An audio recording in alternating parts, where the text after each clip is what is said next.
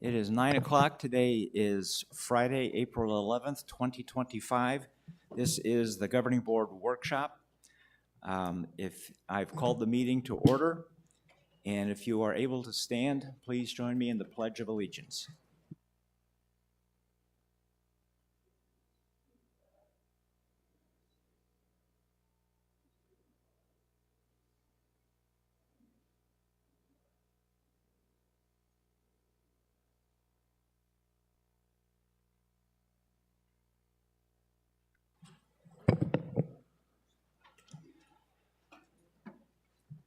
We have a quorum. All directors are present. I will read the meeting procedures statement now.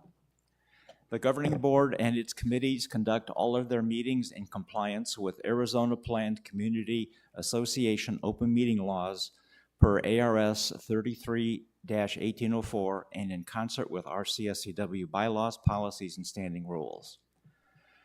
Parliamentary procedures, as outlined in the most recent edition of Robert's Rules of Order, will also be followed in all meetings as appropriate, consistent with Bylaw 3.07, entitled Procedures for Owner-Member Meetings, and Standing Rules number 2 and number 3.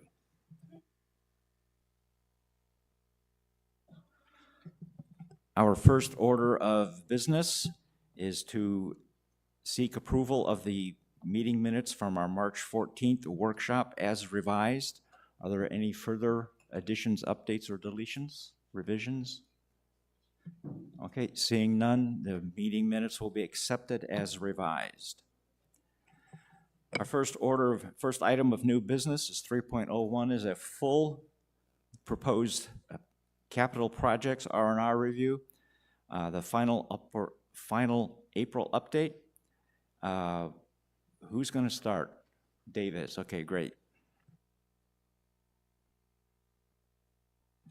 Yeah, please silence all of your phones if you haven't done so already. Thank you.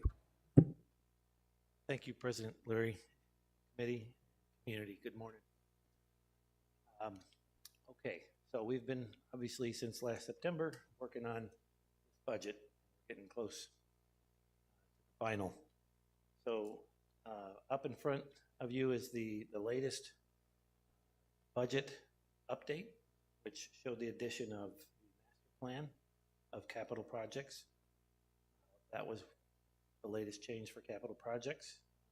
Next page, we have the repair and replacement projects, and there was only one change on that list all the way down at the bottom. We changed servers, and we now only have one witness server. The administrative server that was removed, replaced by the cloud. And there were no changes on the golf portion of the budget. If you'll go to the presentation.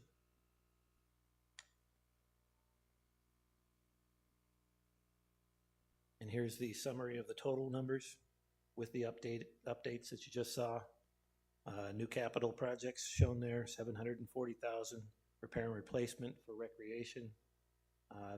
That includes the revision of the one less server. Repair and replacement of golf and landscaping remains the same, and allowance is the same, for a total budget of $5,868,122. Are there any questions? Any questions for Dave? Yes, Tim. Yes. Excuse me. Could you go back to page 1, please, the new data?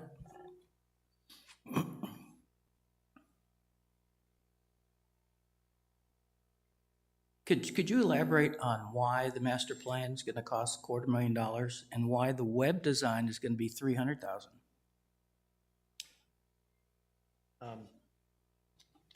I can let the GM respond to the master plan. So the master plan, the $250,000 is the estimated amount that we believe we'll need in order to hire a consultant to prepare the master plan. This amount is based on prior experience of myself, frankly, from other communities. When you hire a consultant to do these, there is a significant amount of community input that's required and data collection and then they eventually will produce a significant document that will provide suggestions for future projects and future direction for the community based on that community input. And I talk about significant community input, I'm talking about multiple community in-person meetings, community surveys. They'll create a website. It'll have opportunities on the website to do postings of comments and recommendations, and the ability to have interaction with those postings. So again, it's a very labor and time intensive project, and they eventually take all that data they collect and put it into a document that eventually then comes back to the board for acceptance. So that amount is based on, again, what is the cost that has been incurred from other communities to do similar type plans. The website, again, this is one we've had some discussion about in the past, is that the $300,000 is what we're estimating will it take for the website redesign and to create a phone app. We recognize that amount is basically an amount that we're at this point is an estimate. We don't know what it's going to be. And as I've mentioned in the past at other meetings, it's a little bit of the chicken and the egg. We could go through the process of just figuring out what that amount is and waiting until next fiscal year to put in the budget, or we can put in the budget and move forward and work this fiscal year in order to get that accomplished. We put it in this way based on prior direction from the governing board that there was a desire to have that moved forward more quickly than waiting until next fiscal year in the budget. So that's where those amounts come from, and that's the plan with those if the governing board chooses to approve them. Are we going to have somebody internal redesign the website? No, that'll be done by an outside firm of some sort. Just seems excessive. That's actually probably going to be low, frankly. Director Pyskowski? Okay, so I just want to make sure that everyone understands the $250,000 for master plan, that's not going to come back every year. It's the start of it. So when we hear people say, oh, it's going to be $250,000 every year, that's not the case. This is the start. You might need $50,000 next year, but that's the basis right now to get this master plan going. And I'm understanding that these are just placeholders, right? The 250 and the 300. So when we actually know who's going to do our web design and our phone app, you will come back to us and give us that information. So it's just not like you're going to go out and spend the $300,000 on a party. But yeah, okay. Yes, thank you. That's great clarification. I appreciate that. And to add on to that, as far as the master plan does not replace our processes and our policies and our committees and all those things that take place. So the master plan is basically what the community is saying they would like to have. And then to your point, as things get brought forward, they still go through the same process of committee approvals, board approvals, any kind of projects or initiatives that come out of that master plan still work their way through and are still approved. And correct, it is not a $250,000 per year to implement some sort of plan. At this point, there is no master plan. It's the creation of the master plan in order to give that long-term direction for the organization and for the community, so that when the board is looking at future projects, there's data that supports whether there's interest or not from the community to move that forward, rather than just sort of shooting in the dark as to future projects. So thank you for that clarification. You're absolutely right. Who is first? Okay, thank you. Thank you. Director Novella. And building on what Director Pyskowski just said, great clarifications. We have policies for procurement, and in previous committee presentations and other presentations, General Manager Stephen has explained that these will follow those procurement policies, which include RFP. We'll be looking at multiple bids. We'll be looking for the best bid, et cetera, correct? So just to assure us all now, on the nature of the technology, I believe, I can't speak for all the other committees. I know in Budget and Finance, we've spent a lot of time questioning this. The scope of what we can expect coming out of this first round is really not clear, won't be known until The consultant has been hired. I do not think that it's an excessive amount. However, it's a lot to spend when we really don't know yet what our technology roadmap is for Sun City West. Kyle has been in place, our IT director has been in place for 3 months now, and we don't have that roadmap. We don't have a strategy yet. I am uncomfortable, although I'm comfortable with the amount. I really want to see us move forward. Gosh darn it, we've been clamoring for this for a long time. So I'm a huge supporter of the notion. I'm uncomfortable with the fact that we still don't know where this fits into our overall technology strategy because we haven't quite formulated that. And we don't know yet exactly what we're going to get back. As long as we understand as a community, that's where we are at this point. The scope is not clear. How we proceed from here is a board decision. But am I correct on all those? And that's a great point. So, you know, again, part of this is to have the funds lined up. Certainly, as we work through what exactly that looks like, it will be brought back to the board for information and for approval as to this is what we're doing.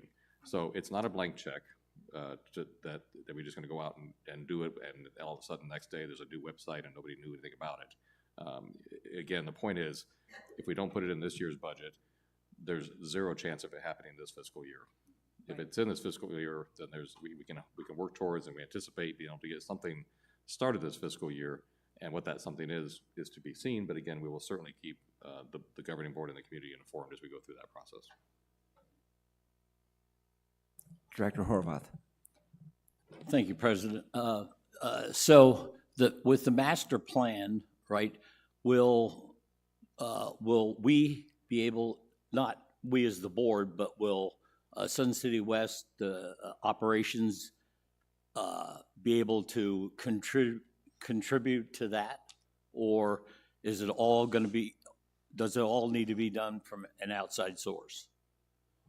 Or does the outside source create a framework and then we fill it in? Right. So the consultant will create the framework for gathering of the community sentiment. So again, what that means is those community meetings, those surveys, those websites, all that will be gathered, and everybody will have an opportunity in the community, will have an opportunity to participate and provide their input on what they feel the community should look like going forward, and what amenities we need, what additional services or programs or whatever that might look like, you know. And I'm sure that, I guarantee that people will have a lot of input on that. I'm hoping, at least, because people tend to like to get involved in that. It's their community. I hope that they will do that.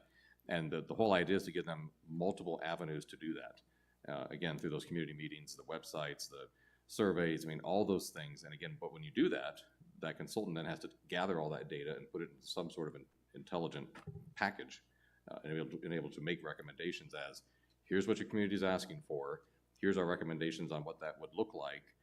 And then that presents and if the plan doesn't mean that, the master plan doesn't mean that you have to implement everything in there. What it means is there's things in there that the community would like to see that gives the governing board and the community options to move forward, and it provides already the basis for knowing that there is community support for it.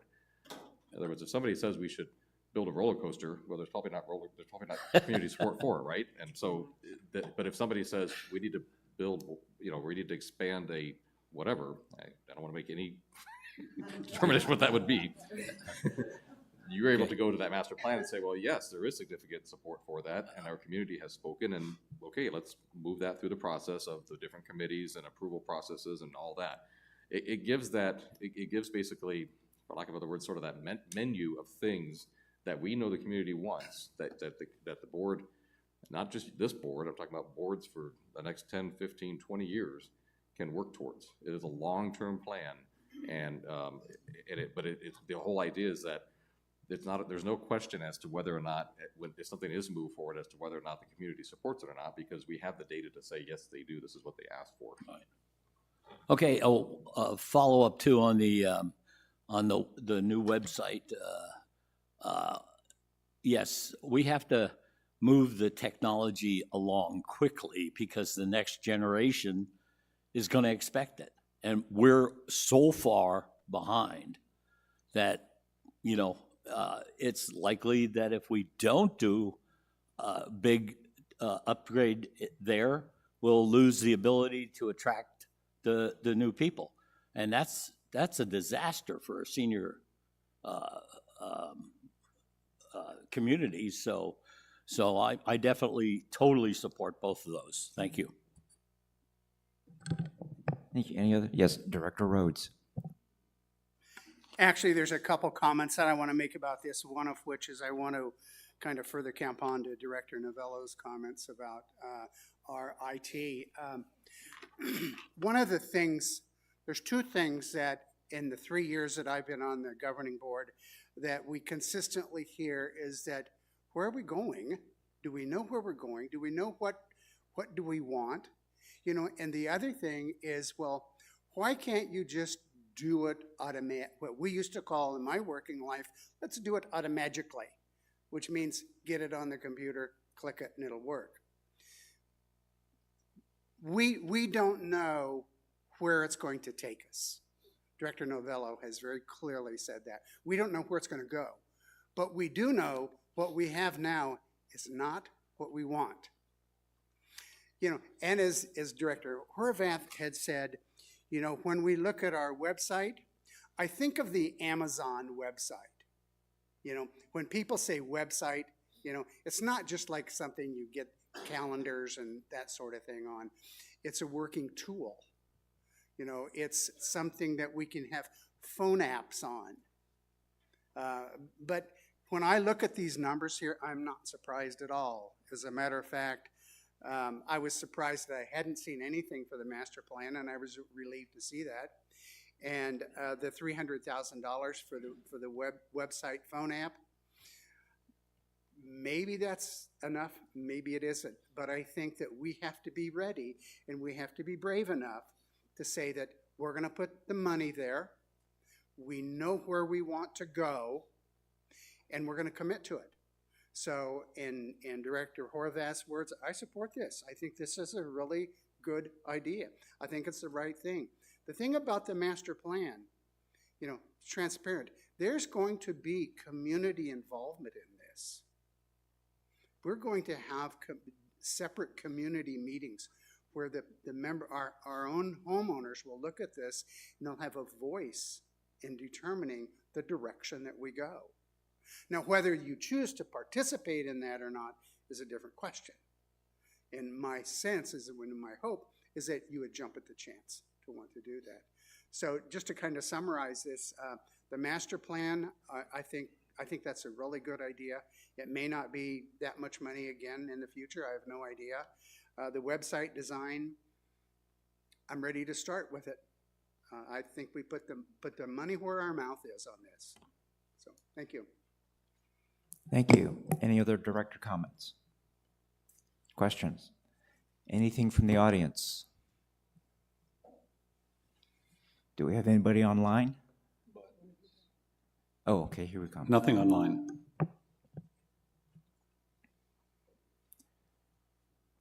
Please sign in with your name and rec card number and then introduce yourself, Bud please. Metter, 132059. Kudos to Mr. Orono's comments. You can take what he said to the bank on the master plan. Hit it right on the head. And kudos to Director Piakowski for asking that clarifying question on the money. There was a piece in the Independent a couple of days ago that really sort of confused things on where that $250,000 is going to go. So well done on that.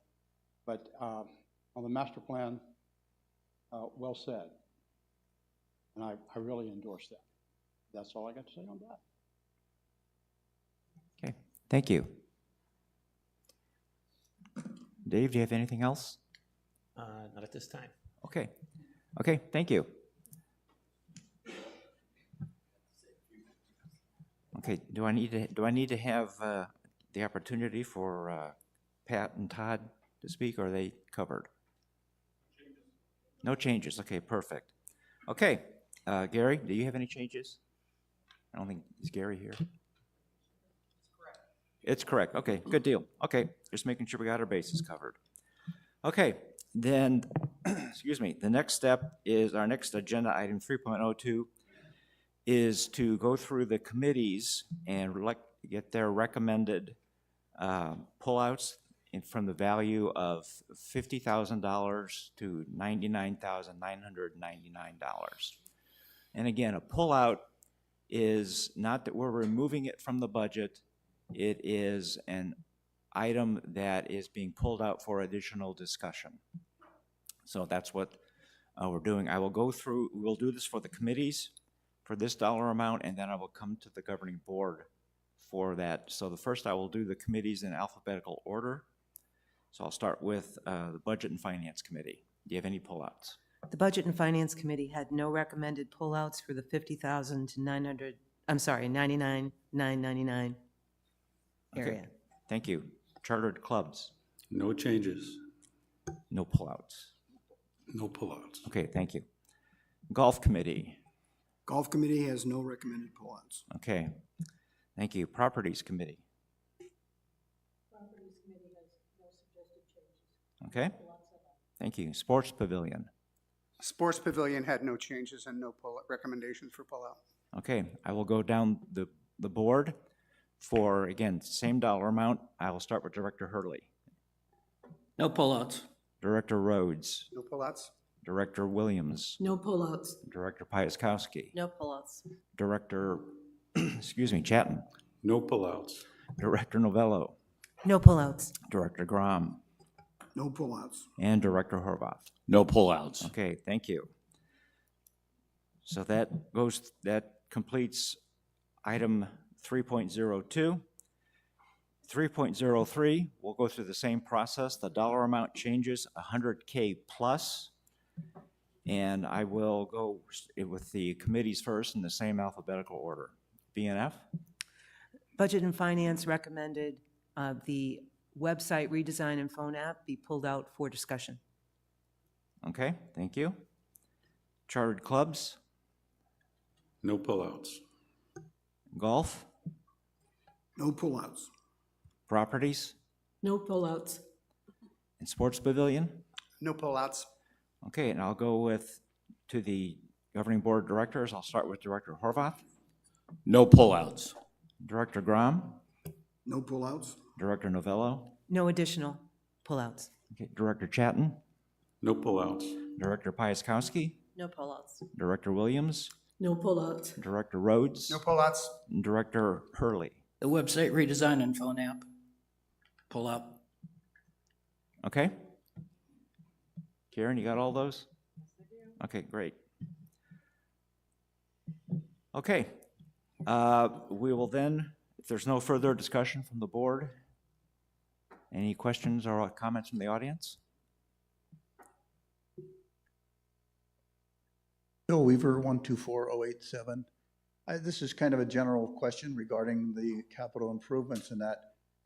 Do you list, when you're presenting this to the board, which items add new assets to the community, such that we know those are the ones that increase our cost the most, that it's kind of a double whammy to the reserve fund, so that when the board is looking at that, they know which items are a new asset and have therefore future liabilities more so than other things, and are not just a repair and replace?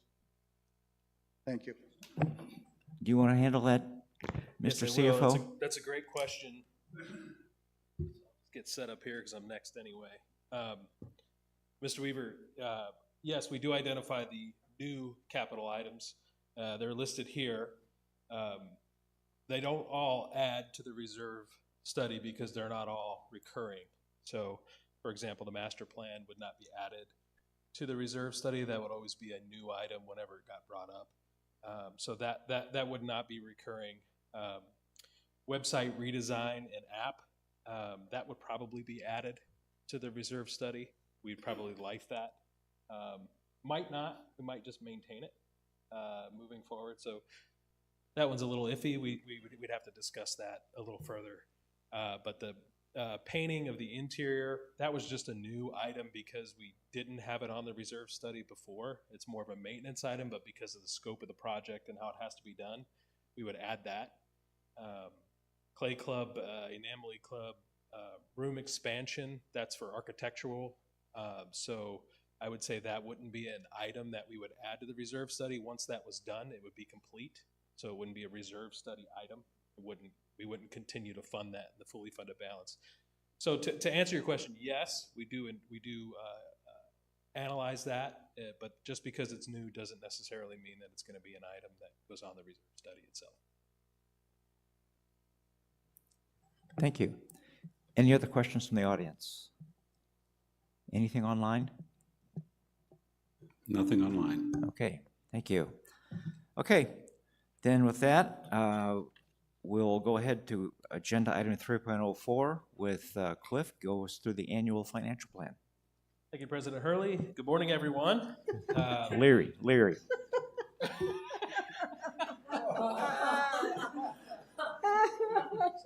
I'm sorry to both of you for that, for different reasons. But I feel a bit of redemption, so thank you. It's got to be a finance thing, Christine. I don't know what it is. Anyway, excuse me. Yes, thank you, President Leary. Anyway, good morning, everyone. I did have a cup of coffee this morning, so I don't know why that happened, but we're gonna roll through the budget. I got some additional information. You know, the good thing about our process, sometimes it can be looked at as labor intensive and you know, beating a dead horse and all these different things that people say. But the good thing about our process is throughout the process we get great questions and information, either through, you know, direct questions from the community or from the board or just from the committees. So we've got some data here today that I want to share with you that's incorporated in this budget, and hopefully to give some more perspective on the budget itself. So with that said, we'll get started. We always, you know, two of the biggest things that impact our expense structure are inflation and what happens at the state in terms of minimum wage. Because minimum wage kind of drives all wages through. When there's an increase in minimum wage, it really kind of sets the tone for the rest of the wage structure all the way up the organizational chart. So that we have no control over, but we have to budget for that.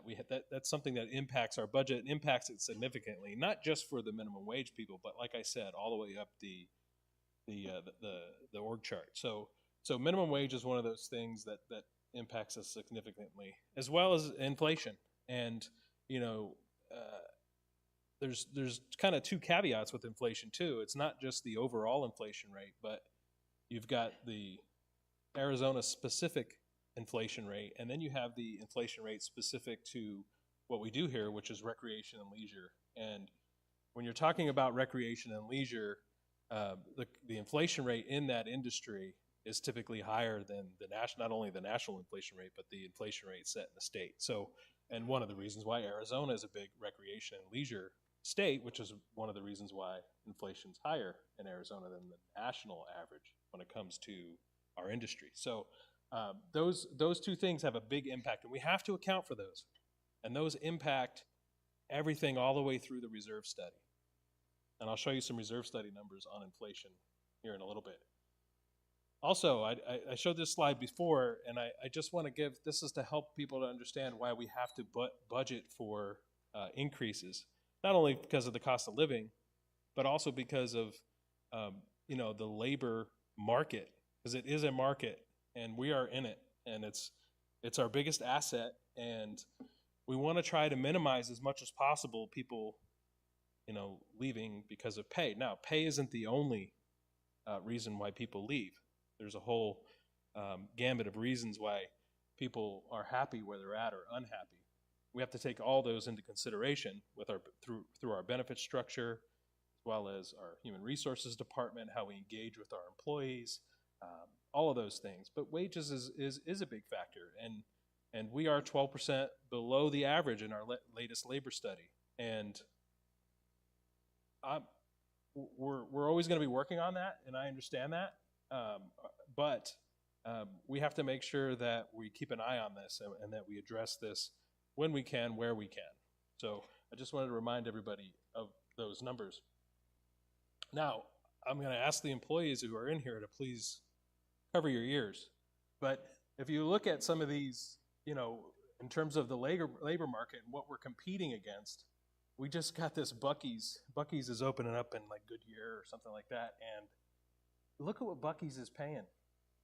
I I mean, I look at some of the positions on here and what they pay versus what we pay. This is the market we're competing against. And you can be an assistant general manager at Buc-ee's for $125,000 plus.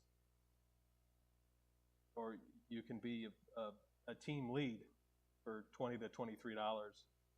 You know, you could work in the car wash for $21, and if you work after late hours, you get an additional $2 an hour. So they're faced with the same things we are, trying to hire, you know, skilled and low-skilled positions in a competitive labor market. So, you know, when we look at our wages, we have to compete against this. They compete against us as well. And it's not all pay, but it's just something that I want to provide here to this board and the community to let everybody know that we do have to take this into account. So, switching over, and I know Mr. Hurley is going to like these next few slides because we're going to talk about pools versus golf courses. Now, the reason why I'm putting this in here is not to disparage one over the other, because they're all beautiful amenities to the largest portion of our community. But I want to make sure that there's an understanding of not only what these things cost, because they're very expensive, but these are also in the budget, and these are two important amenities to the community. So there's not a lot of data out on pools, so I spent some time researching with Russ Boston, and he's got this great booklet with all those resources that we have and all the different buildings and the square footage, and it's just a crazy booklet. I encourage you to come take a look at it one time. It's kind of amazing. But within there is some data on pools, and we have over 1 million gallons of pool water and spa water here at the association, and it's very expensive to maintain those. So if you look at pool costs from labor, utilities, operating costs, you can kind of see the different buckets here. It's very expensive. I mean, we spend $400,000 a year just pumping the water, cleaning the water through the pumps and the filters, and heating it. It's insane how much we spend on pools. Again, not disparaging pools. I love pools. I have one in my house. But yeah, it's very expensive. But if you compare those costs, because you get a lot of people say, well, I don't use golf courses. My dues shouldn't have to go to golf courses. Or I don't use pools. My dues shouldn't have to go to pools. If you look at that, you can see the cost. If you look at the golf course cost in the budget, we have $1,098,000. Essentially, that's an operating cash outflow for that amenity in the community. So the community subsidizes that, okay? Partially with dues and other fees that are non-golf related. So that works out to about $157,000 for a golf course. If you take the rec centers where the pools are and divide the cost of that $1,022,000, it's $100,000 more for every rec center for pools than it is for golf courses. So with that said, I just want to say these are both amenities in the community. They're both subsidized by dues, and I just want everybody to understand that this is what we're here for. We're here to provide amenities. We're here to provide things for the community to do, and that's what our dues go towards to pay. So I'll also say that golf is fully costed out. We have a whole separate division for golf. It's completely costed with labor and everything. These are just kind of rough, hard costs for pools. I would probably say it probably costs more than $250,000 per. These are just kind of high-level rough costs for pools. So anyway, so just wanted to provide that information. Also, we had some questions about our membership demographics recently, and I wanted to kind of give some details into that and to show how these demographics impact our revenue as well. So in the community, these are the different types of members. Now, some of these members can come on, they're not full year memberships. So it shows almost 29,000 members. It's not really 29,000 members because tenants come on and off. Landlord cards come on and off. Associates, sometimes someone will be an associate, sometimes they'll fall off, sometimes they'll become an owner member. But these are the different types of memberships that we have here. So we've got our owner members at approximately 26,000, approximately 1,100 associate members, and approximately 1,700 tenant and landlord. Now, the tenant and landlord cards are kind of tied together because when you get a landlord card, it's because you want to add another tenant and that you need a membership to do that. So you have to add a landlord card. So if you're If you have one membership in a household on the title and you rent that property to two people, you'll have to get a landlord card so you have two membership IDs to tie it to have two tenants. Anyway, so that's what that looks like. And when we look at the revenue in the budget, we've got 16.4 million in membership revenue. So if you look at those different classes of members, which are at the top, you'll see owner members make up 14.3 million of that total, and then associates, and then the other fees down the line. These are all end up in the category of membership revenue. Okay, so on the financial statement, when you see membership revenue, this is what membership revenue is, and the different categories that are within that roll-up. Special note also is that the 1.2 million that's in this budget is 7.5% of our owner member dues and our associate member dues. That's already backed out of that 16 million. So if you add that 1.2 million in there, it's 17.6 million in member dues total. Okay? And that's part of the reason why I say, I can't tell you how important member dues are, because for the most part, the top two lines are guaranteed, okay? For the most part. Every year, you're gonna get those top two lines. And it's so important in our budget to have that, because the other things are impacted by the economy. They're impacted by interest rates and just different things that happen in the world that we have no control over. Now, if you take our dues, and we talked about inflation earlier, so if you take a 5-year window, and I've got it here, you can see from 21 to 26, and you take the inflation rate from 21 to 25, estimated 25, I estimated 25 at 3%.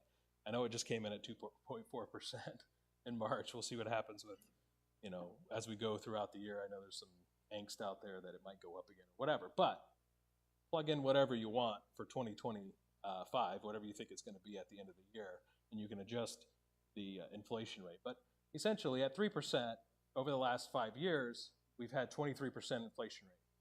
We take our member dues increase, which fall a year behind that, but or a year ahead of that. So we have the impact of inflation, and then we go and present our budget throughout that year, actual inflation rate. We're at 19%. So I want the community to know that we're trying to stay as close as we can to the inflation rate when we put our budgets together. Okay, we don't set it based on inflation rate, but the point is when we put our budget together, we look at each individual line item. We cost out each one of those items, especially when they're large items and we know, like grass seed and chemicals and things like that, that we know have a large impact in our budget. And we do the research to find out what's happening in those individual areas, fuel, things like that. And we put the budget together accordingly. Insurance, all these other kind of just big items that impact our budget. And then, so we do that very consciously to make sure that we're accounting for those increases throughout the year. It's not a perfect process. I would love to be able to stand up here and budget it to the penny, but it's hard because, we have to budget for what we think will happen. And if we come in better, that's wonderful. If we come in worse, we've also built that into the budget as well to make sure we hit our number and fund our reserve fund. Okay. So when we talk about the reserve fund, well, first of all, overall, nothing has changed here in our operating budget. Our operating budget's going to return $8.1 million in cash inflow to fund our capital projects and our reserve fund. And if you look at the 5-year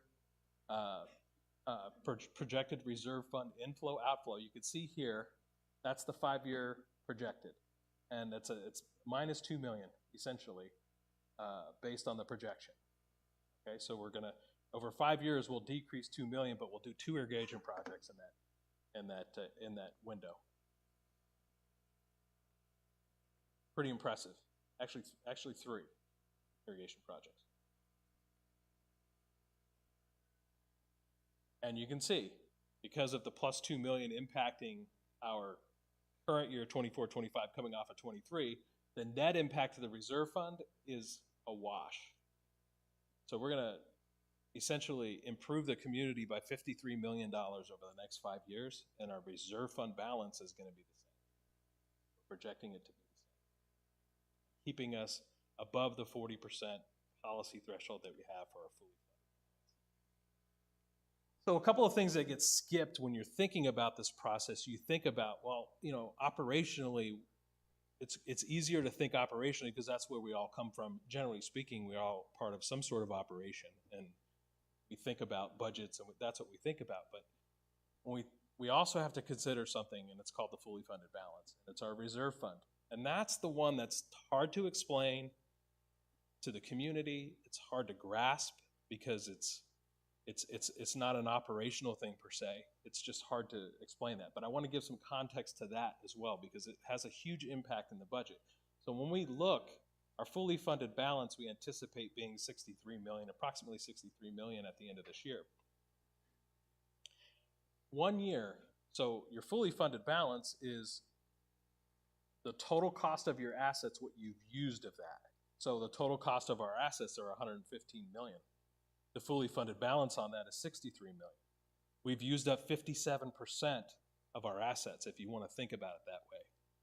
That's what our fully funded balance is, the portion that we've used of our assets. So, of our assets in the reserve study. So when we look at that, we have to roll that forward 1 year when we go to 25-26. When we do that, we add 5.7 million to our reserve fund fully funded balance automatically. 5.7 million. Our reserve fund balance, fully funded balance, goes up by 5.7 million. We have to have 40% of that, right, per policy. So that increases what we have to have in our reserve fund automatically. Even though we just spent 6 million in the budget or 11 million after we did, it still goes up 5.7 million. Another factor that causes an increase in the fully funded balance is inflation rate. So if we have a 3% inflation rate, that's 1.9 million on that 63 million. So that has that's 1.4 points on our fully funded balance percent. So our fully funded balance percent drops by 1.4 points when we roll it forward automatically, which is 1.9 million. Again, we have to budget for these things. We have to consider these things in our budget. So it's not just as simple as calling out one line item in an operating budget to try and come in at a dues number. It just doesn't work that way. We have to think about it at the whole picture. And the reserve fund is one of those things we have to really consider. So here's just some insights in here when we're looking at our 5-year modeling and the reserve fund. And so if we say, well, let's not do a dues increase, well, we know that $5 is $140,000 in dues. So if we look at our dues, and in 2029, we're anticipating being at 41%, little shaky. I mean, I got to be honest, little shaky there, 41%. If we say, oh, well, let's knock our dues down to $23 this year, 140,000 plus 140,000 plus 140,000 plus 140, it adds up. And what do you got to do? Pay me now or pay me later. You're going to do it later, and you're going to have to go more because you're not going to have the compound of that 140,000 per year. So we have to think about it that way when we look at dues. We can't just, I know back in 2020, I think it was 2, we sat up here and we said, oh, we'll just get it back in APF fees. Well, that really hurt us. It really hurt us. That if you look at the modeling, if you look at what we did there, we came off of COVID where we did 0 and we did a $12 dues increase. What happened the next year? 31. Next year, 30. We're going the right direction now. We're trending down percentage-wise. Pay me now or pay me later. That's what happens. That is really what happens. Now, that's not to say that we're not looking at ways to get efficient. That's not saying that we can, we do all the time. That's part of our strategic plan is to look at ways to be efficient and to maximize revenues. And that's in our strategic plan. It's one of our strategic goals. So we're doing that at the same time. And again, I'm just going to, pat ourselves collectively on the back. Top 55 plus communities in the United States. Retire Better Now for 2025. This is updated. You can go out and retirebetternow.com. We're ranked in the top 10 in the country for 55-plus communities. And you know who's not ranked in the top 10? Anybody around us is not ranked in it. We're ranked in the top 10 still, and it's because of the value that we provide, the amenities that we provide, the condition of the facilities. It's a great place to live, and that's what we're trying to do to keep it. And that's what our budget goals work towards as well. That's the completion of my update. Okay, thank you. Any questions from the board? Yeah, Director Horvath. Well, it's not really a question.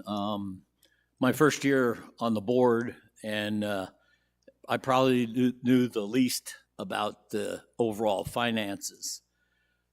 Through the course of the year, Director Novella, I didn't want to say Hurley. He was looking at me. And definitely Cliff Swan have totally given me the better than a bird's eye view. I pretty much understand it. So I'd like to thank them for the education and thank Cliff for the many headaches. So. Thank you for the question. Okay, thank you. Director Novello. Thanks for not calling me Tim, but just to add to that, I believe most of the directors took the time to do it, and some of you may have as well. But if you open up at Budget and Finance, we dove through all the details, as Cliff can attest, in painstaking detail. And we're not done, I'm sure. But if you go to the what's called the FY2026 budget packet, there's a sheet of assumptions there. So for the rest of the board and for the residents who are here, you need to look at those assumptions that drive some of these budget numbers, because again, it's so much more than just looking at the rate of inflation. And unfortunately, there's more to this than looking at the cost of living increase that some of us received in Social Security this year, right? If you look at those assumptions and you look at what drove these expense numbers, you see so much more, a much higher than inflation rate percentage on things that we cannot avoid as an association. Things like minimum wage increases, health insurance, property and casualty insurance, workers' compensation insurance. The board has seen all of these, the Budget and Finance team, we've seen all these, we've agreed with those numbers, and those are considerably higher than the inflation rate, considerably. These are big parts that drove our expense structure. So once you actually go through and dive in, as I have done and the directors have done, you'll see that as much as we would like to pull some of the money out, there's really very little here for us to alter. I just wanted to assure us that we're not done looking at all of these details, I know, but we should be looking at those assumptions in that page. It's page 3 in that packet. Look from the bottom up, frankly, because if you look from the bottom up, you'll see how little we have to play with. The one area that I know some people have questioned, Cliff, is wages, and we've questioned it extensively in Budget and Finance. Could you give us one more go-round of what we have, because we're looking at an overall pool of wage increases that includes minimum wage, I believe. Can you just go through again what's included in that fund? Yes. And how it breaks out? Thanks. So we have when it comes to wages, we have our positions. Okay, so we put together our position budget with our managers as part of our payroll budget. Payroll and benefits is 63% of the overall expense structure here. Another 10% goes to utilities. So those are the two largest expense categories for the association. And so we look at our positions and we budget the FTEs for those positions, which is essentially the hours. So all the full-time and part-time positions are budgeted. And then once we get that together, and that's based on positions that are fully vetted with our managers, positions that are needed and debated, spirited debates. I've had spirited debates with management, and do you really need this person? Or why don't you do this? Why don't you do that? We've had very robust discussions on those. And so, but with that said, there's also in the budget, you have to determine with the cost of living, with minimum wage, with the insurance rates increasing, you have to build that also into your payroll and benefits. So we have a 4% increase to account for minimum wage, to also account for position changes, and then we have an annual increase that we do. We call it a merit increase, but it really is a merit increase to reward employees who have gone above and beyond. And then if you're doing your job, it's a cost of living increase, really, is what it is.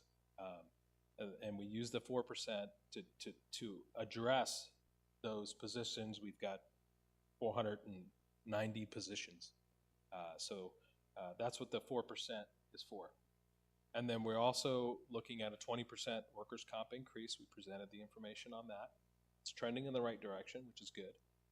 And then health insurance increase of 8% in the budget. So all of those are wage, payroll related budget items.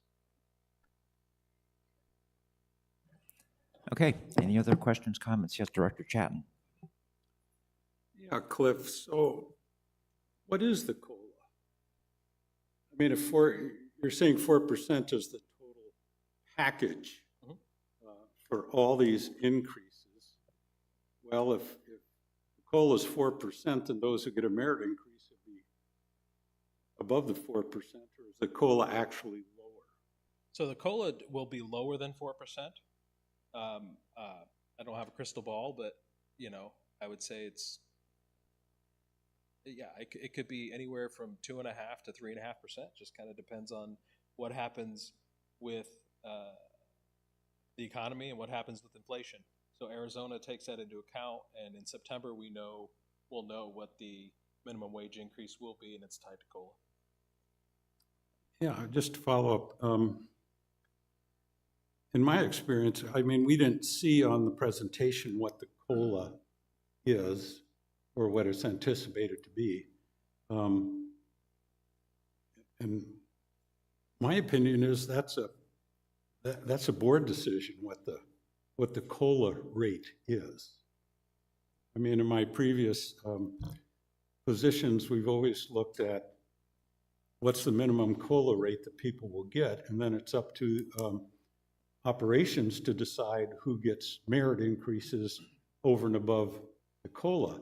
And it sounds like the 4% provides enough to accommodate performance increases, which we do need performance increases. But I think it should be, when we do finally approve the budget, I think it should be stated in the budget what the COLA is going to be. Yeah, that's hard. If we put our budget together in September for January, we would be able to tell you that, but we don't. So it's a shot in the dark. You don't really know until it happens. So, well, a lot of what we're doing here, a lot of the estimates are shots in the dark, but we should make the best shot in the dark we can for when we approve the budget. Because it'll be in there as an estimate, just like all the rest are, but at least we'll know what the estimate's going to be. Yes, sir. I'd like to comment on that. I hope we're not losing sight of the fact that the 4% is used to create a pool of funds.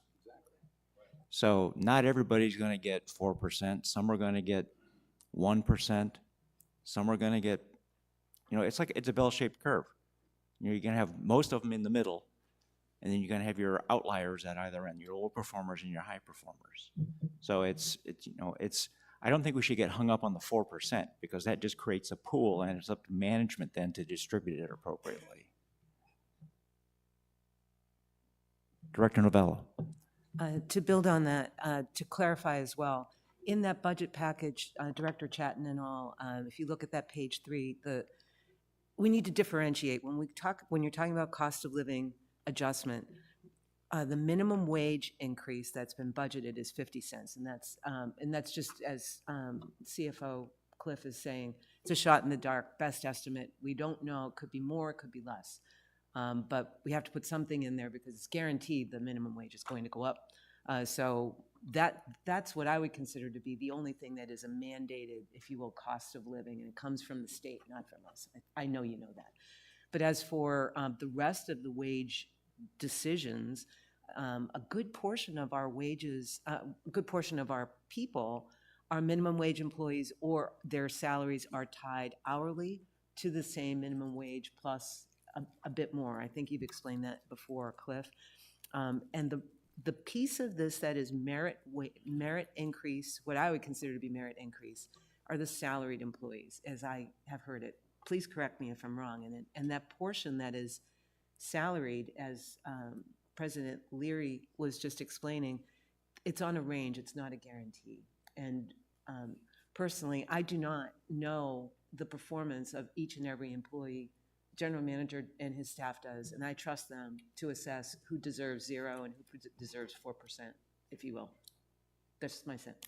And now correct me if I'm wrong in terms of how those wage increases do break down. Yeah, so not just salaried, but also full-time hourly who are, at the level where they're not necessarily either at minimum wage or right above it. So yes, for the most part, that's correct. Director Novell. Okay, any other comments? Yes, Director Piaskowski. Okay, so my concern is that we went from 3% merit raise to 4%. But our COLA, I think last year was 2.5.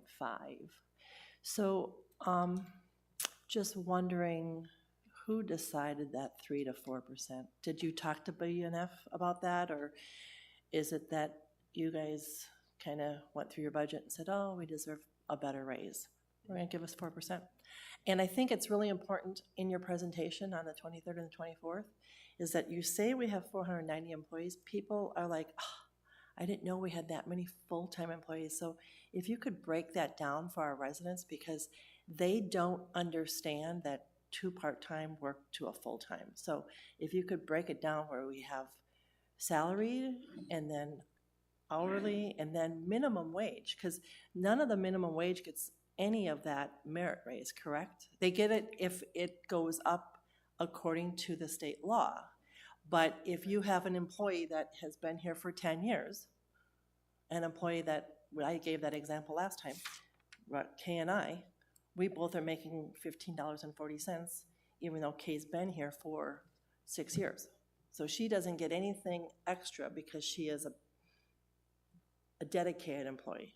Does that make sense to you? I mean, I don't know our turnover on that. I mean, how often do we lose starters, and do we lose monitors and FAs? I mean, is it worth rewarding the people that have been with us for a period of time? I mean, just a quarter.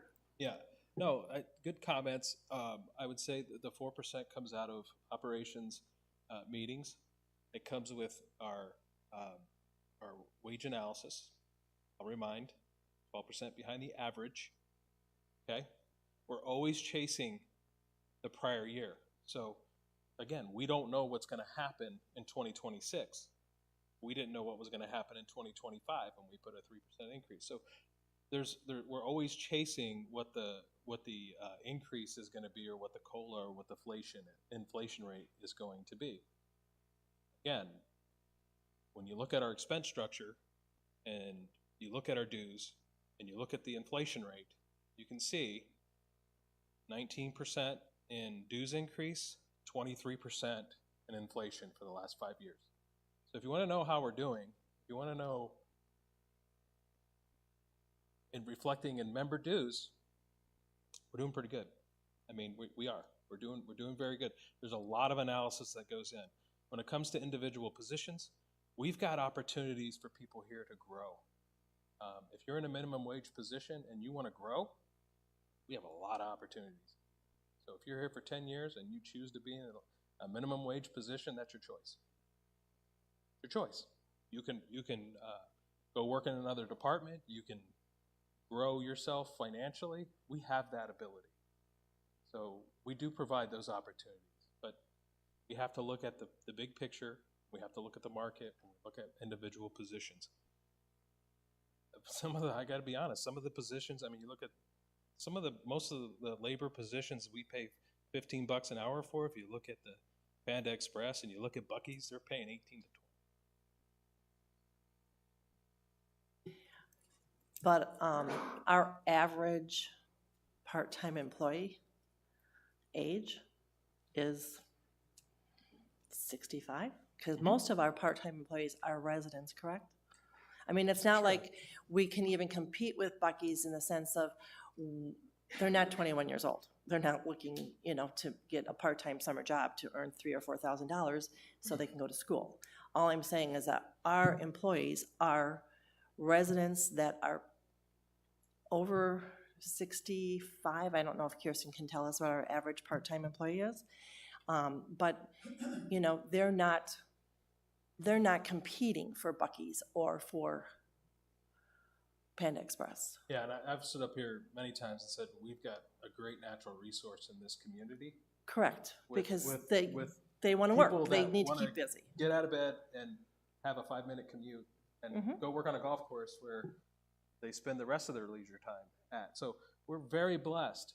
Again, back to 12% below the average. We're 12% below the average pay in our positions. Okay? So we're managing within that. There's a lot of other factors, like we said. There's the culture of where you work. There's the proximity of where you work. There's a lot of things that feed into that, which benefit and help us stay at that area. But yes, there's a lot of different moving parts, a lot of different dynamics, and we have many discussions as we're putting our budget together and what we have to consider when we look at the 4% that we look at, when we look at our positions, we look at the market. Every time we have to go out to hire somebody, we're paying more. Every time someone leaves, when they leave, we go replace them with a new person that doesn't have the same amount of internal knowledge of the recreation centers of Sun City West, and we have to pay more.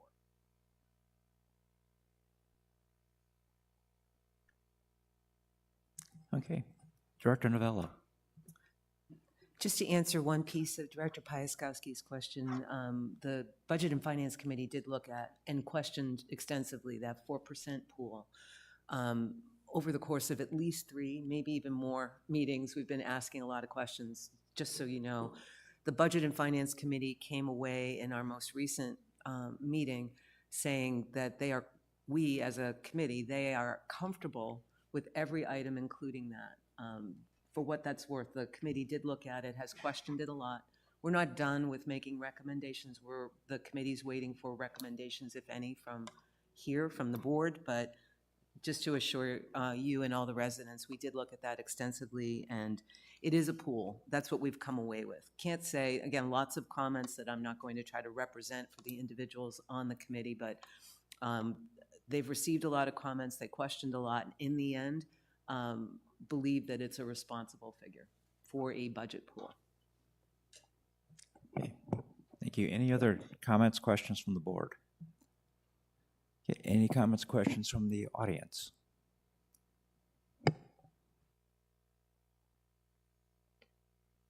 Bill Weaver, 124087. Are there positions categorized as minimum wage that we're having difficulty filling those positions and they should be paid above minimum wage because you're not going to fill them at that rate? That's part of the analysis that we do. Yes, that has a collateral effect when you do that. There's a collateral effect when you do that, but yes, which is, again, we budget for this.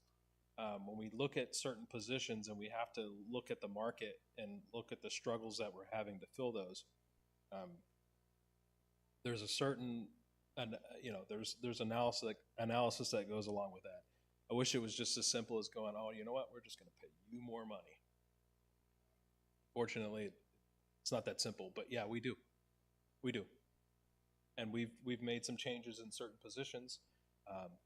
We've got night positions and janitorial positions that are just almost impossible to fill. It's a tough fill. And then, of course, in the landscape area, you know, but any of the labor positions that have a skill set, Russ can tell you this, it is not easy. Not easy to find those people. You can't just go, okay, you're new, you get the low end of the pay range. Doesn't work that way. You gotta pay, you end up paying them more. And then you gotta pay this guy more, and then you look at the rest of the people that have been here for 5 years. Your point, and you go, oh crap.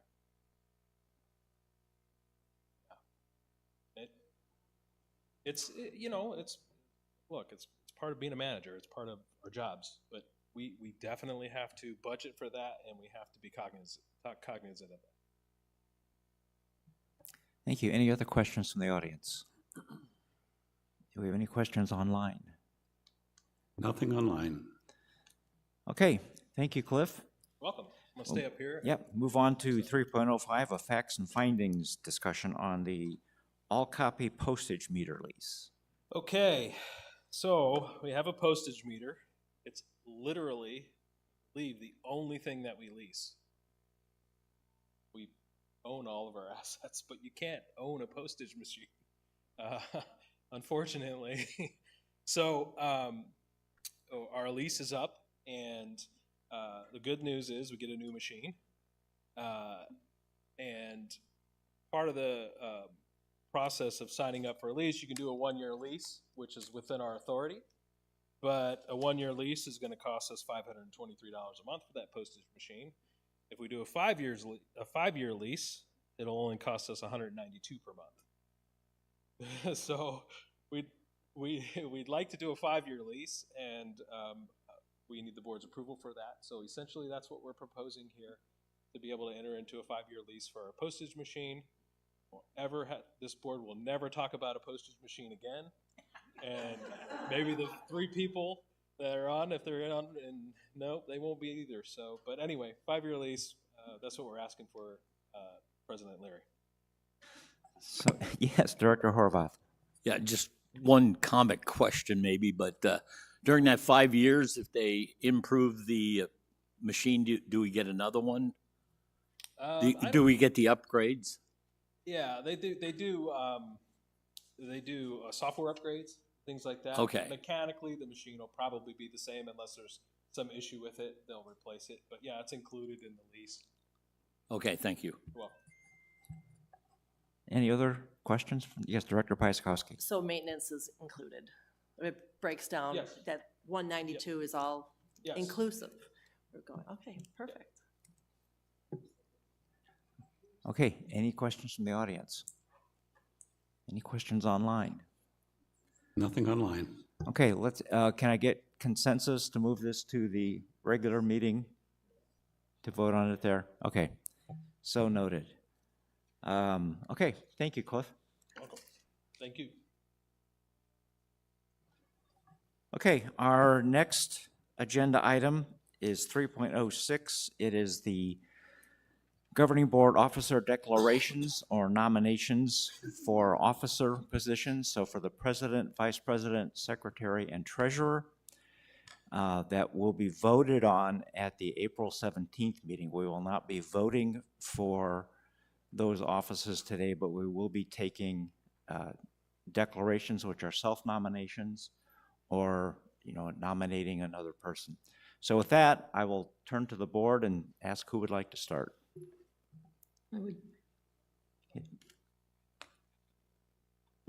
Don't we seat the new board members for this part? No, they can declare, but they do not have to be seated. At the 17th meeting, that's when they will come up here. Okay, so who would like to start? Kay? Yes. I nominate John Chatton for president.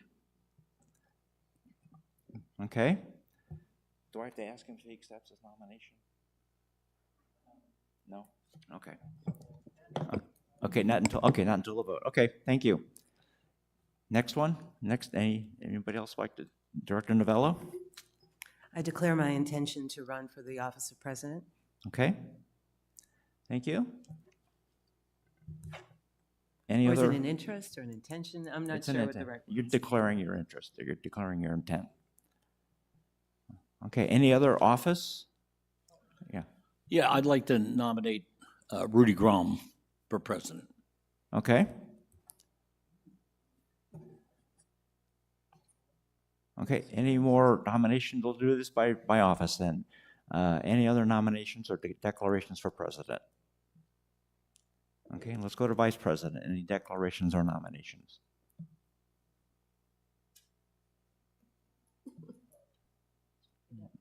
Okay, well, we will also have the opportunity to declare and nominate next Thursday as well.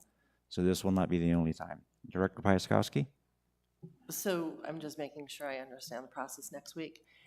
We do president first, correct? And then do we nominate vice president? So, Because they don't make president, then we might say, okay, you'd be interested in vice president? the declarations and nominations next week will happen first? Oh, so you can't go from president to vice president? They have, the nominations? But before we do the votes for any officer. Correct. Yeah. So it'll be the same process, the difference is that there will be a vote only after everybody has declared and been nominated. Is that correct? No. No? Okay, I got that wrong. So, What,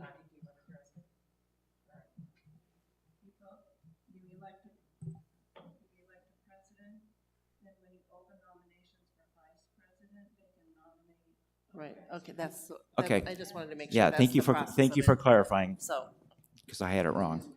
So it'll be on a office-by-office basis then. Okay, thank you. Yes, Director Horvath. Okay, so everybody seems to be timid. I'll vote, self-nominate or declare for vice president. Okay. Thank you. Any others for vice president? Get your people over. Oh, yeah, and if, clearly, if you guys want to declare, you need to come down. Don't be shy. Yeah. Yeah, well, I'd like to declare myself for vice president.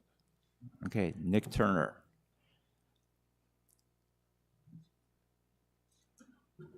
Ann Becknell, I'd like to declare myself for treasurer, nominate myself for treasurer, whichever one I'm doing. Okay. Okay?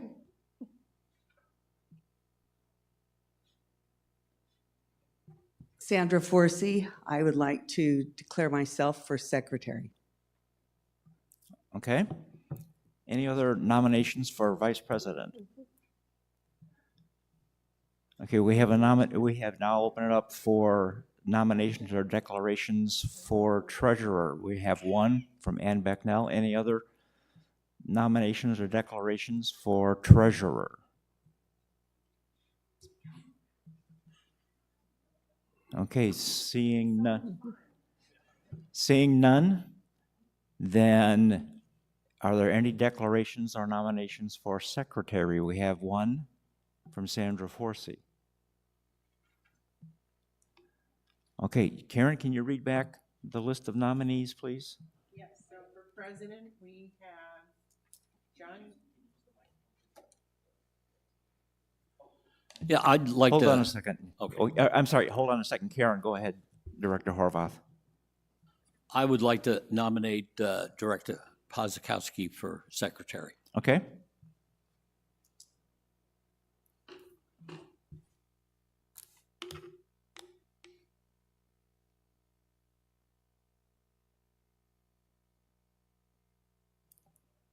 Karen, can you read back? You want me to go? Yes, please. Officer by officer position. Yes, please. So I'm not going to indicate who said what. We have 3 nominations for president, and that's John Chatton, Christine Novello, and Rudy Grom.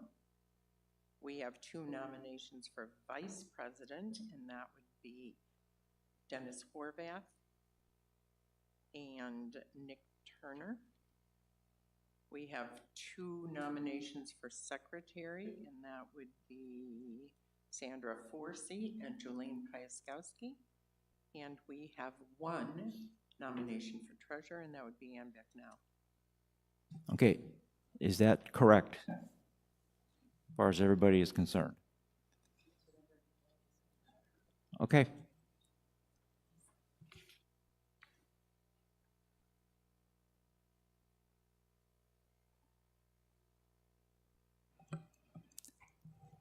Okay, then with that, we'll declare the nominations and declarations for today closed. We will go through this process again on next Thursday. The difference is we will actually do secret ballots up here on the board. When that happens, the three of us who are rolling off will sit down in the audience, and the three electors direct will take our seats up here. So they will be seated for the duration of the vote. When the vote is finished, then the incumbents will come back, and they will go back, and the electors direct will go back out into the audience. Yes, thank you. And the organizational meeting is what it's called. The special organizational meeting will happen first before we do the regular meeting. So it'll be first thing. So we'll get that out of the way. Okay, then with that, then I will go to board director comments. I'll start with Director Horvath. I just very pleased to be part of the board, and I appreciate all the work that went into the budget, that goes into the budget, the work that went into the master and strategic plan planning. It's sometimes like drinking out of a fire hose, and I just appreciate how hard that everybody works to try to make this community better. I'm very pleased. I've been here for 15 years. Didn't really wake up till a couple of years ago, but it's so very interesting and so very rewarding. So thank you. Thank you. Director Grom. Thank you, President Leary. I'm looking forward to next week's meeting. Thank you. Thank you. Yes, it will be interesting. Director Novello. Same, but also just wanted to thank all the directors and residents too for their questions on the budget. We're not done. So keep paying attention and keep asking those questions. We've had some great conversations about that, and I really appreciate the fact that everyone has been so attentive to the details. This is a very important time for our community. So it's great that we're all paying close attention and questioning all the small numbers. There's no question that's a bad question. I would encourage everybody to dive deeply as well. And I do want to thank Stephen Erno and of course Cliff Swan and his team for continuing to answer all those questions for us. Although next week's meeting does seem to be a highlight, please don't forget about those budget forums coming up on the 23rd and the 24th. Really, really essential to understand everything that's going into this budget and all of the assumptions and so forth. So that's my commercial of the day. Thank you. Thank you. Director Chatton, any comments? It's been an experience the last few months since I was appointed, and I would say for the most part it's been a great experience. I have learned a lot, and I'm unlike many, I'm very optimistic about the future of this community and the future board, the new people that are coming on. And I'm really looking forward to working with all the directors in the coming year. And I don't know if I'm looking forward to next Thursday or not. Ready? Okay, thank you for that. Director Piaskowski. Yes, I'm excited for next year's board. I think it's going to be a well-developed board. The one thing that I'm really excited about is no paper. We are doing the happy dance. We have saved at least a half a tree today because we have these TVs, monitors in front of us that we can see, and I love the fact that you can go from little print to big print because we all have glasses. So that's awesome.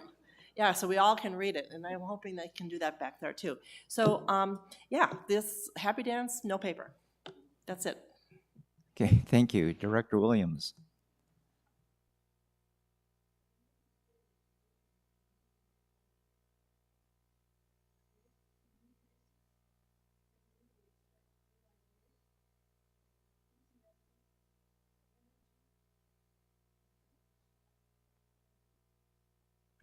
Thank you. Director Rhodes.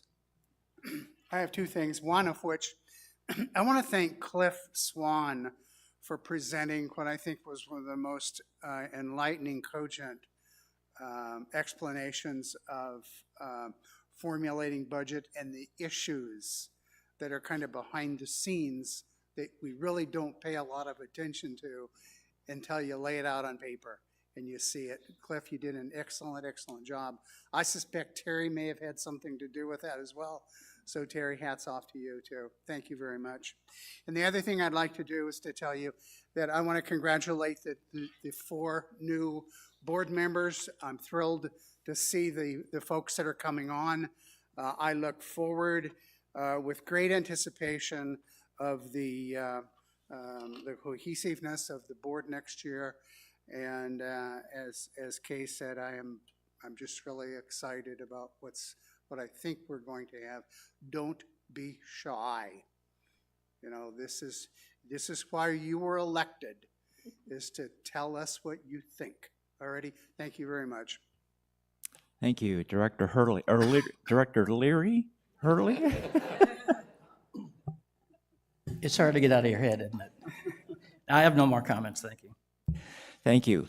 I'm going to back up for a moment. We have a comment from online regarding the officer declarations. Yes, we have a comment from Luann Kent, member 128296. Couldn't hear parliamentarian. Can you clarify order of election? For example, if president is elected first and someone isn't successful, can they then run for VP, etc.? And the answer to that is yes. So thank you for clarifying that. I clearly had it wrong. Okay. Mr. General Manager, you have any comments? Yes, thank you, President Larry. So, you know, we get a lot of member comment forms that come across my desk, and they make their way through the whole process. But what I thought was great was I see a lot of positive comments that come through. So not every member comment form is a negative or a complaint. We actually get quite a few positive things. And I just thought it'd be nice to share something. I'm not going to read all these, but I put them up in a way that folks can just see that when these come through, I do see them, and I do appreciate the community pointing out when they have a great experience with us, because that is what our goal is to make sure that our team is out there providing you with a great experience. And so this is over the last few months. I had asked my executive assistant Nadine to kind of keep track of these as they come through, and so that I could sort of just make you all aware that we do get some great compliments, and just to thank the staff for everything they do, because they do great work out there, and every day they're doing really nice things for our members. And I just thought it'd be a great way to kind of highlight that and show you all what we see on the back end, is that we do get a lot of positive comments, and they're doing great work. So just want to share that. Okay. Thank you. It's good to recognize good work. So thank you for that. Are there I will open it up to the floor now. Any comments? Okay.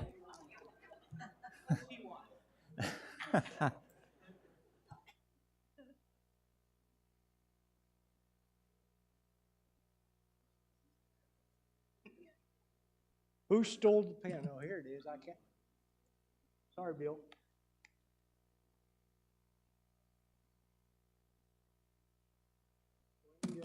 My fault.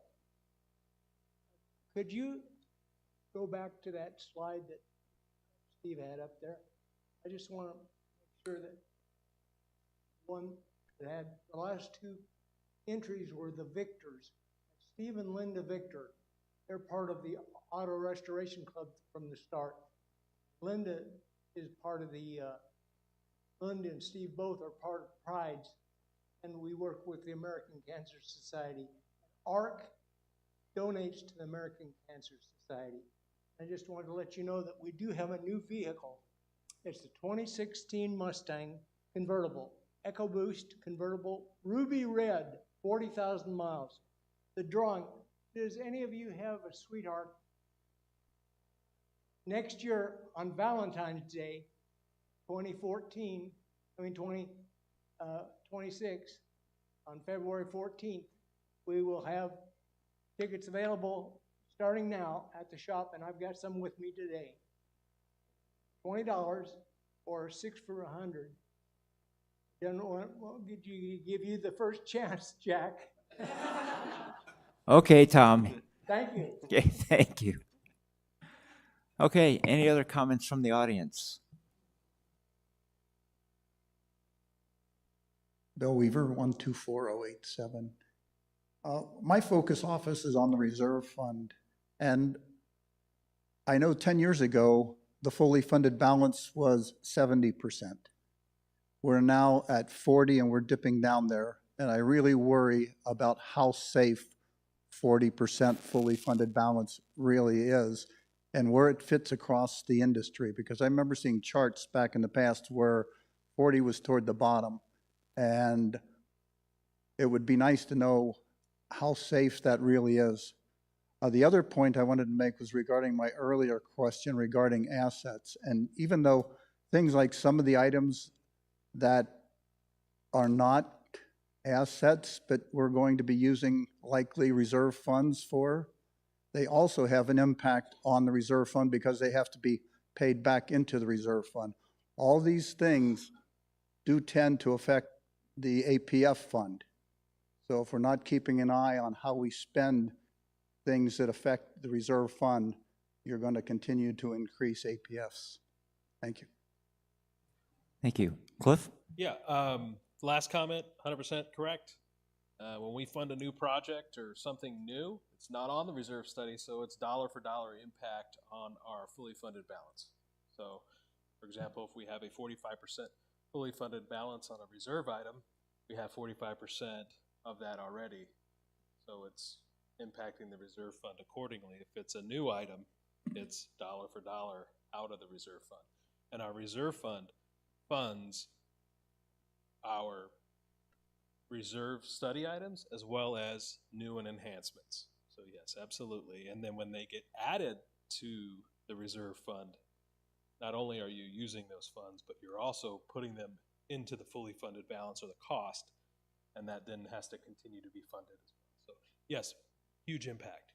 In terms of the fully funded balance percent at 40%, because of the size of the assets that we have, $115 million in cost in our reserve study assets, it's determined, the experts, you hear a lot about experts nowadays, right?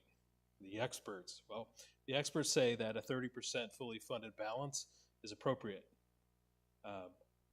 for a size of an organization and the size of an asset reserve study that we have.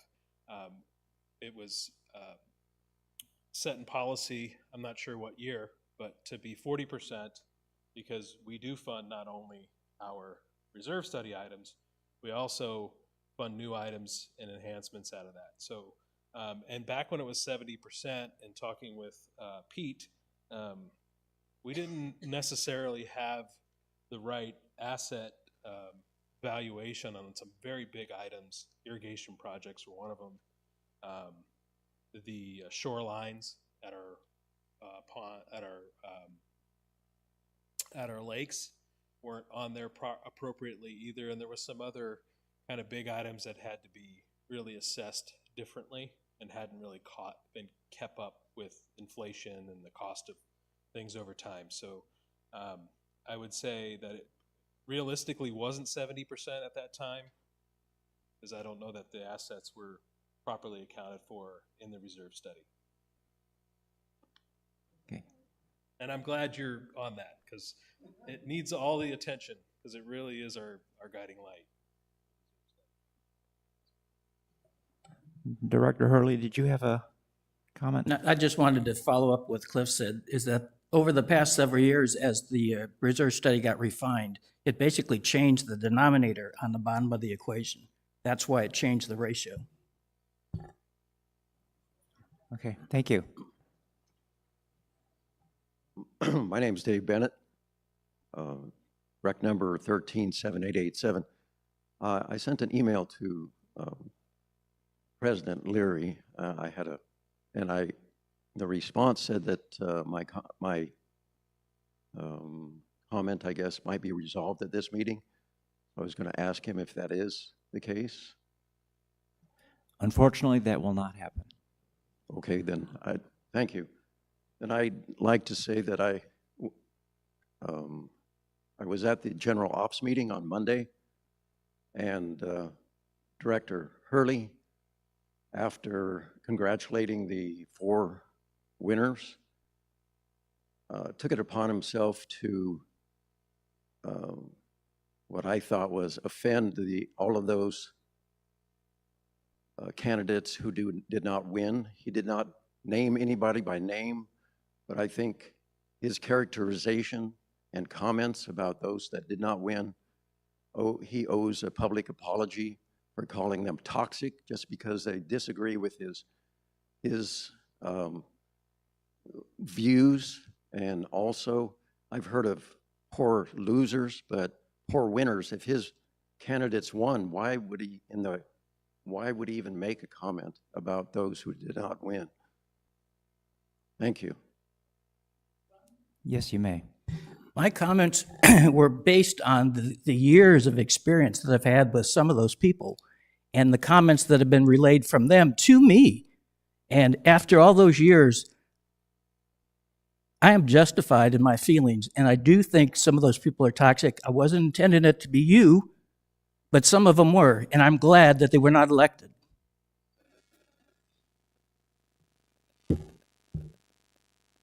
Okay, I still think you owe the rest of us an apology by lumping us all together. Get over it.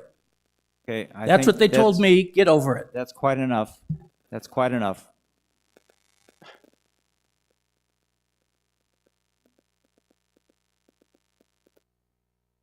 Okay, I apologize for that. Are there any questions or comments online? Nothing online. Nothing online, okay.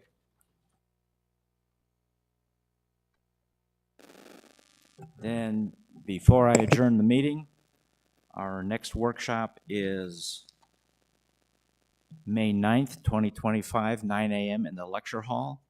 And our next governing board regular meeting is next Thursday, April 17th, 2025, here in the lecture hall.